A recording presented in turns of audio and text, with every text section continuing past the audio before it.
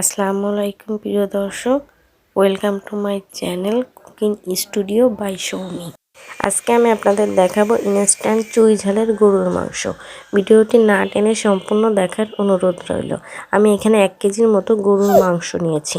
এখানে আমি প্রত্যেকটা মশলা হালকা পরিমাণ করে দিয়ে দেব। আমি পেঁয়াজ দিলাম 2 টেবিল চামচ, ঝাল বাটা দিয়েছি 1 টেবিল চামচ, আদা রসুন বাটা দিব 1 চা চামচ করে, হলুদের গুঁড়া মরিচের গুঁড়া দিয়েছি 1 চা চামচ করে। প্রত্যেকটা মশলা তেল দেব সামান্য পরিমাণ 2 টেবিল চামচ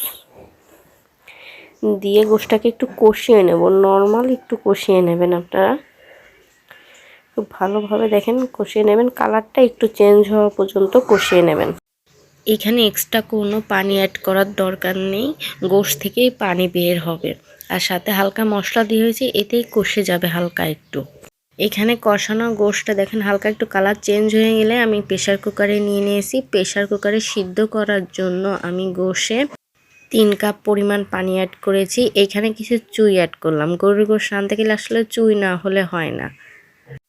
এগুলো আমাদের গাছের চুই, আমি চুইগুলো জাস্ট ধুয়ে নিয়ে অ্যাড করে দিয়েছি। আমি আমার প্রেসার কুকারে 5টি সিটি দিব। আপনারা আপনাদের প্রেসার কুকার বুঝে 5টা দিয়ে নেবেন। দেখেন এই পর্যায়ে আমার গোশটা সিদ্ধ হয়ে গিয়েছে। আমি আপনাদের গোশটা কি লেভেলে সিদ্ধ করতে হবে সেটা দেখাচ্ছি। দেখেন এই যে গোশটা হালকা সিদ্ধ করবেন, খুব বেশি সিদ্ধ করলে কি গলে যাবে, কারণ এখন আমরা মশলা দিয়ে আবারও গোশটাকে কষাবো। এই দেখেন গোশটা কিভাবে সিদ্ধ করছি আমি। এখন আমরা গোশটাকে নামিয়ে রাখি, আবার একটা প্যান নেব। প্যানে পর্যাপ্ত তেল, আমি এখানে 1/2 কাপের মতো তেল নিয়েছি এবং এখানে আমি 1 কাপের মতো পেঁয়াজ কুচি দিব। পেঁয়াজটা নাড়াচাড়া করতে হবে, পেঁয়াজের কালারটা চেঞ্জ হয়ে আসা পর্যন্ত। এখন আমি দিয়ে দিলাম 2টা তেজপাতা, সামান্য গরম মশলা, 1 চামচ রসুন বাটা। আমি আগে যেহেতু মশলা ইউজ করেছি এর জন্য এখানে আমি মশলা একটু কম দেব। 1 চামচ আদা বাটা, সামান্য ঝালটা আপনারা টেস্ট করে দেখবেন। আমি আগেও 1 চামচ ঝাল দিয়েছি, যেন আমি এখানে অল্প একটু ঝাল দিলাম। হলুদ দিলাম সামান্য পরিমাণ, কারণ আগেও আমরা হলুদ ইউজ করেছি। লবণ দেব স্বাদ মতো, দিয়ে মশলাটা আবার খুব ভালো করে কষিয়ে নিতে হবে। মশলাটা একটু নাড়াচাড়া করতে লাগবেন, মশলাটা কষে যাবে।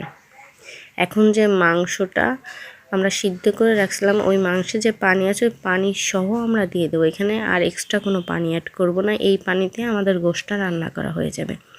দেখেন গোশে অলরেডি বলক চলে আসছে। এই আমি কয়েকটা কাঁচামরিচ দিয়ে দিলাম, এটা অপশনাল, আপনারা না দিলেও পারেন। কাঁচামরিচটা দিলে হয় কি ফ্লেভারটা খুব ভালো আসে। যেহেতু আমার গোশটা আগেই সিদ্ধ করা আছে এর জন্য এখন বেশি রান্না করার দরকার নেই, আপনার 10 মিনিটেই হয়ে যাবে রান্না।